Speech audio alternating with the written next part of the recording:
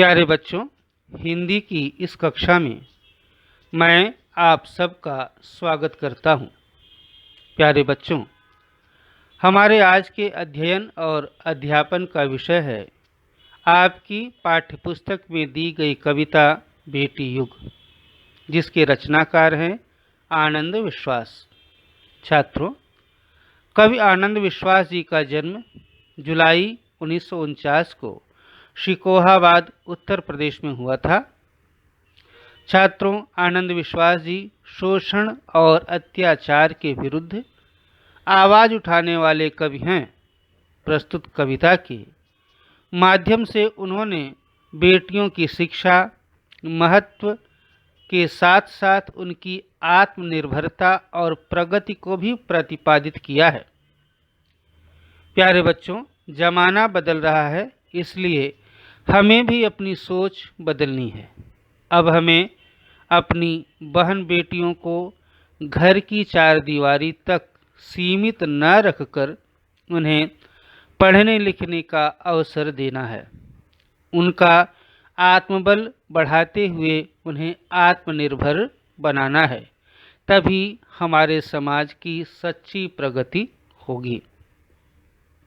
छात्रों, हम कविता आरंभ करने से पूर्व उसमें आए विशिष्ट शब्दों का अर्थ जान लेते हैं, जिससे कविता का भाव या सरलार्थ समझने में आपको सुविधा हो। छात्रों, कविता में आए नए शब्द हैं सुहानी, जिसका अर्थ है सुंदर, दौर, जिसका अर्थ है काल या समय, नेक, जिसका अर्थ है भला या अच्छा, इरादा, जिसका अर्थ है संकल्प, कलम, जिसका अर्थ है लेखनी, उत्थान, जिसका अर्थ है प्रगति, पर्व, जिसका अर्थ है त्यौहार, सयानी, जिसका अर्थ है समझदार। छात्रों, कविता में एक मुहावरा भी आया है ठान लेना, जिसका अर्थ है निश्चय करना। छात्रों, अब हम कविता की ओर चलते हैं। पहले हम कविता का शीर्षक देखते हैं क्या है। कविता का शीर्षक है बेटी युग, जिसका तात्पर्य है कि आज ऐसा समय है, आज का ऐसा समय है, ऐसा दौर है, ऐसा समय चल रहा है जब बेटियां समाज में उपेक्षित नहीं रहेंगी, तिरस्कृत नहीं रहेंगी। अब बेटियों को भी मान मिलेगा, सम्मान मिलेगा, आदर मिलेगा, उन्हें पढ़ने लिखने का, आगे बढ़ने का वही अवसर मिलेगा जो अवसर अब तक किन्हीं कारणों से मात्र बेटों को प्राप्त होता आया था। छात्रों, अब हम कविता की पंक्तियां पढ़कर उसका अर्थ और भाव समझते हैं। कविता की पहली पंक्ति है नानी वाली कथा कहानी, नानी वाली कथा कहानी अब भी जग में लगे सुहानी, बेटी बेटी युग के नए दौर की आओ लिख लें नई कहानी। छात्रों, इन पंक्तियों का अर्थ है नानी वाली कथा कहानी। नानी वाली कथा कहानी का अर्थ है पुरानी बातें, पुरानी परंपराएं, पुराने रस्मों रिवाज, पुरानी परिपाटियां या व्यवस्थाएं अब भी जग में लगी सुहानी, अब भी जग में लगे सुहानी। अर्थात वे पुरानी बातें, पुरानी कहानियाँ, पुराने रस्मों रिवाज, हमारे संस्कार, ये अब भी अच्छे लगते हैं, सुनने में अच्छे लगते हैं। सुहानी मतलब सुंदर, सुनने में ये अच्छे लगते हैं। लेकिन आज समय बदल गया है, वक्त बदल गया है, दौर बदल गया है, इसलिए हम सबको पुरानेपन के आवरण से मुक्त होकर के नए समाज के अनुसार, नए समय के अनुसार, नए विचारों को, नए संस्कारों को ग्रहण करना है। और जिसमें सबसे पहली बात यही है कि अब हमें बेटों के समान ही अपनी बेटियों को भी पढ़ने लिखने का, आगे बढ़ने का अवसर प्रदान करना है। इसी कह रहे हैं कि आज क्या है, बेटी युग है, बेटी युग के नए दौर की बताए कि नया दौर जो नया समय है वह बेटी युग है। अब बेटियों को मान मिलेगा, सम्मान मिलेगा, आदर मिलेगा। अब वे तिरस्कृत नहीं रहेगी, उपेक्षित नहीं रहेंगी। आओ लिख लें नई कहानी, हम एक नई कहानी लिखें, नया इतिहास लिखें। नई कहानी लिखने से तात्पर्य यह है कि अब ऐसे समाज का निर्माण करें, ऐसी व्यवस्था बनाएं जिसमें बेटियां तिरस्कृत न रहें, उपेक्षित न रहें। बेटियों को पढ़ाएं, लिखाएं, आत्मनिर्भर बनाएं, जिससे समाज में उन पर होने वाला शोषण और अत्याचार रोका जा सके। आगे है बेटी युग में बेटा बेटी। कह रहे हैं कि बेटी युग है, बेटियों को महत्व दिया जा रहा है, सम्मान दिया जा रहा है, उन्हें आगे बढ़ने का अवसर दिया जा रहा है। इसका मतलब ये नहीं है कि बेटों का अधिकार छीन लिया जाएगा। दोनों का अधिकार है, दोनों का समान अधिकार है, दोनों को समान रूप से पढ़ने लिखने का मौलिक अधिकार है, तो दोनों पढ़ेंगे। अब तक क्या होता था, मात्र यह अवसर या सुविधा बेटों को मिलती थी, बेटियों की इस सुविधा से वंचित रखा जाता था। लेकिन अब दोनों पढ़ेंगे, सभी बढ़ेंगे, सभी पढ़ेंगे, सभी बढ़ेंगे। सभी कौन, बेटा और बेटी पढ़ेंगे और आगे बढ़ेंगे, समाज के विकास में अपना योगदान देंगे, अपनी महत्वपूर्ण भूमिका निभाएंगे। फौलादी ले नेक इरादे। फौलादी मतलब फौलाद के समान, लोहे के समान। नेक, नेक मतलब अच्छे इरादे लेकर के, अर्थात मजबूत, पक्के, दृढ़ संकल्प लेकर के, नए विचार लेकर के खुद अपना इतिहास गढ़ेंगे। वे अपना इतिहास खुद बनाएंगे। उन्हें हमारे सहारे की ज़रूरत नहीं है, आवश्यकता नहीं है। उन्हें बस हमारा एक ही सहारा चाहिए, एक ही मदद चाहिए कि हम उनको अच्छी तरह से शिक्षित कर दें, पढ़ा दें, लिखा दें। क्योंकि शिक्षा जो है मनुष्य का सबसे बड़ा धन है, सबसे बड़ी ताकत है। यदि ये उन मनुष्य के पास रहे अच्छी शिक्षा और अच्छे संस्कार, तो उसे न तो कभी अपने जीवन में दुख भोगना पड़ेगा, न तो कभी पराजय का या असफलता का मुंह देखना पड़ेगा। वह खुद ब खुद आगे बढ़ता जाएगा। फौलादी मतलब मजबूत, नेक मतलब अच्छे, इरादे मतलब संकल्प। वे दृढ़ संकल्प के साथ आगे बढ़ते जाएंगे और अपना इतिहास खुद लिखेंगे। देश बढ़ेगा, देश पढ़ेगा, देश बढ़ेगा। कहते हैं कि देश तभी बढ़ेगा जब पढ़ेगा। शिक्षा जो है समाज के विकास में बहुत जरूरी है। आप पूरे संसार का इतिहास उठा के देख लें कि संसार में, दुनिया में जो देश, जो समाज ज़्यादा शिक्षित है उसका विकास ज़्यादा है। जहाँ शिक्षा है वहाँ पतन है, वहाँ समस्याएं हैं, वहाँ गरीबी है। तो देश पढ़ेगा, देश बढ़ेगा। देश तभी बढ़ेगा, देश का विकास, देश की प्रगति तभी होगी जब देश पढ़ेगा। दौड़ेगी अब तरुण जवानी। तरुण जवानी दौड़ेगी। दौड़ना मतलब धीरे धीरे चलना नहीं, बल्कि तेजी से चलना। तीव्र गति से जो है देश का विकास होगा, उन्नति होगी। नानी वाली कथा कहानी अब भी जग में लगे सुहानी। कि नानी वाली कहानियाँ, कथाएं सुंदर हैं, सुनने में अच्छी लगती हैं, परंतु आज बदलते युग के अनुसार हमें उस पुरानेपन से मुक्त होना है और नए समाज के साथ, नए विचार के साथ, नए संकल्प के साथ आगे बढ़ना है। बेटा शिक्षित आधी शिक्षा। क्या कह रहे हैं कि बेटा ही, अगर आपने बेटे को ही शिक्षित कराया है, पढ़ाया लिखाया है, तो वह शिक्षा अधूरी है, अपूर्ण है।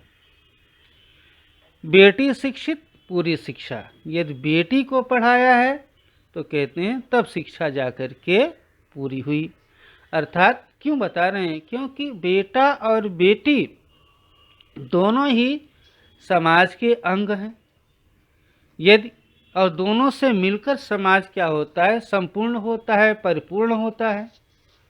यदि आपने मात्र बेटों को ही शिक्षित किया है तो समाज के आधे भाग को शिक्षित किया है।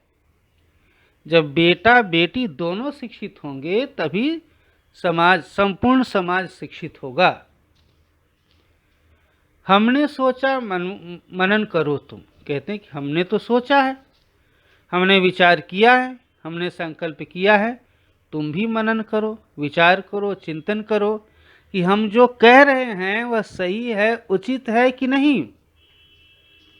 सोचो, समझो, करो समीक्षा। समीक्षा करो, समीक्षा मतलब होता है एनालिसिस, अर्थात किसी बात पर गंभीरता से विचार करना। सारा जग शिक्षा में करना। हमने सोचा, मन में ठानी, कि हमने मन में ठाना है, संकल्प लिया है, हमने सोचा है। क्या सोचा है? सारे जग को, जग मतलब संसार, सारी दुनिया को शिक्षामय करना है, सबको शिक्षित करना है, सबको पढ़ाना है, सबको आत्मनिर्भर बनाना है। इसी से देश या समाज के विकास की राह खुलेगी, बुराइयां दूर होंगी, समस्याएं दूर होंगी, देश में खुशहाली आएगी, शांति आएगी, प्रगति आएगी। नानी वाली कथा कहानी अब भी जग में लगे सुहानी। अब कोई ना अनपढ़ होगा। कह रहे हैं कि हमने ये संकल्प लिया है कि सारे जग को शिक्षामय करेंगे, सबको पढ़ाएंगे। अब कोई अनपढ़ या अशिक्षित नहीं रहेगा, क्योंकि अशिक्षा हमारी सबसे बड़ी कमजोरी है। अशिक्षित व्यक्ति का हर जगह शोषण ही शोषण होता है। अब कोई ना अनपढ़ होगा, अब कोई अनपढ़ नहीं रहेगा, शिक्षा से वंचित नहीं रहेगा, सबको शिक्षा मिलेगी। सबके हाथों पुस्तक होगी, सबके हाथ में पुस्तक होगी, अर्थात सबको पढ़ने की सुविधा मिलेगी, पढ़ने का अवसर प्राप्त होगा। ज्ञान गंगा की पावन धारा। कहते हैं ज्ञान गंगा क्या है? ज्ञान जो है, ज्ञान बुद्धि, ये गंगा की पावन धारा के समान है, गंगा की पवित्र धारा के समान है। गंगा की पवित्र धारा की क्या विशेषता है? कि वह हमारे पापों को धो देती है। इसी तरह से ज्ञान जो है, शिक्षा जो है, वो हमें हमारी बुराइयों को समाप्त करता है, सामाजिक बुराइयों को खत्म करता है, सबके आंगन तक पहुँचेगी। यहाँ पर ज्ञान को गंगा की धारा, शिक्षा को गंगा की धारा के समान बताया गया है, जो कहते हैं सबके आंगन तक पहुँचेगी, सबका पाप धोएगी, अज्ञानता का अंधकार नष्ट करेगी, सारे समाज को शिक्षित बनाएगी। पुस्तक और कलम की शक्ति, जग जाहिर जानी पहचानी। कहते हैं कि पुस्तक और कलम की ताकत, सारा जग जाहिर है, जग जाहिर अर्थात सारा जग, सारी दुनिया इसे जानता है, समझता है कि पुस्तक और कलम में कितनी शक्ति है। तलवार से भी ज़्यादा शक्ति, तोप, बंदूक, भाले, गोले से भी ज़्यादा ताकत किसमें है? शिक्षा में है, कलम में है। इसलिए पुस्तक और कलम, कहते हैं कि पुस्तक और कलम की शक्ति जग जाहिर जानी पहचानी, सारा संसार इससे परिचित है, सब जानते हैं। जितनी ताकत इसमें है दुनिया की किसी भी हथियार में, अस्त्र में, शस्त्र में, आयुध में नहीं है। इसलिए हमें अपने को, समाज को, अपने जन परिजन को अगर सशक्त बनाना है, ताकतवर बनाना है, तो एक ही काम करना है, उन्हें शिक्षित करना होगा। अगला है बेटी युग सम्मान पर्व है। कहते हैं कि बेटी युग सम्मान पर्व, पर्व मतलब होता है उत्सव, त्योहार, और उत्सव त्योहार में क्या होता है? आनंद का, उल्लास का वातावरण होता है, खुशी का वातावरण होता है। तो कहते हैं कि हमें खुशी खुशी, उत्साह पूर्वक, आनंद पूर्वक, उल्लास पूर्वक बेटी युग को मनाना है। हम उत्सव को मनाते हैं ना, उसका आनंद लेते हैं ना, तो बेटी युग का पर्व जो है उसे मनाना है, अर्थात खुशी खुशी बेटियों को शिक्षित करना है, पढ़ाना है, लिखाना है, उन्हें आत्मनिर्भर बनाना है, उन्हें आगे बढ़ने का अवसर प्रदान करना है। पुण्य पर्व है, कहते हैं बहुत ही पुण्य, बड़ा ही महान, बड़ा पवित्र कार्य है ये। ज्ञान पर्व है, और क्या है, यह ज्ञान का पर्व है। हमें चारों तरफ ज्ञान का प्रकाश फैलाना है, जिससे अज्ञानता का अंधकार नष्ट हो। सबका सम्मान करें। तो एक बात और बता रहे हैं कि हम सबको एक दूसरे का सम्मान करना चाहिए, किसी का अपमान नहीं करना चाहिए, किसी का तिरस्कार नहीं करना चाहिए, क्योंकि अपमान और तिरस्कार से शत्रुता बढ़ती है, मान सम्मान से भेदभाव समाप्त होते हैं, ईर्ष्या समाप्त होती है, एकता मेलजोल बढ़ता है, और जिससे क्या होता है, हमारी ताकत, हमारी शक्ति बढ़ती है, समाज में शांति और खुशहाली आती है। सबका सम्मान करें तो जन जन का उत्थान पर्व है। कहते हैं कि अगर सब एक दूसरे का सम्मान करना सीख जाएं तो जन जन का उत्थान हो जाए, प्रगति हो जाए, अर्थात प्रत्येक मनुष्य की, समाज के जो अंतिम पायदान पर खड़ा हुआ मनुष्य है उसका भी उत्थान हो जाए, उसकी भी प्रगति हो जाए, उसका भी विकास हो जाए, उसके जीवन में भी खुशहाली आ जाए। सोने की चिड़िया तब बोले, बेटी युग की हवा सयानी। सयानी मतलब क्या है, समझदार। सोने की चिड़िया, कहते हैं कि तब सोने की चिड़िया मतलब धन धान्य से संपन्न। कहते हैं कि जब बेटा और बेटी दोनों पढ़ेंगे, दोनों आगे बढ़ेंगे, दोनों काबिल होंगे और दोनों समाज के विकास में अपना योगदान देंगे, अपना सहयोग देंगे, तो क्या होगा, यह देश, यह समाज क्या बन जाएगा, सोने की चिड़िया बन जाएगा। अर्थात देश में संपन्नता आएगी, खुशहाली आएगी और सबका कष्ट दूर होगा, सबका जीवन सुखद बनेगा, सबके जीवन में शांति आएगी। बेटी युग की हवा सयानी। कहेंगे कि बेटी युग की हवा क्या है, बहुत ही सयानी है, समझदार है, बहुत ही अच्छी है, कल्याणकारक है, शुभ है। नानी वाली कथा कहानी अब भी जग में लगे सुहानी। फिर से कह रहे हैं कि नानी वाली कथा कहानी जो है वह सुनने में सुहानी है, सुंदर है, मनोरंजक है, उसमें आनंद आता है, लेकिन वो अब बदलते हुए दौर में, बदलते हुए युग में हमें नए विचारों के साथ, नए विश्वास के साथ, नए संकल्प के साथ आगे बढ़ना है।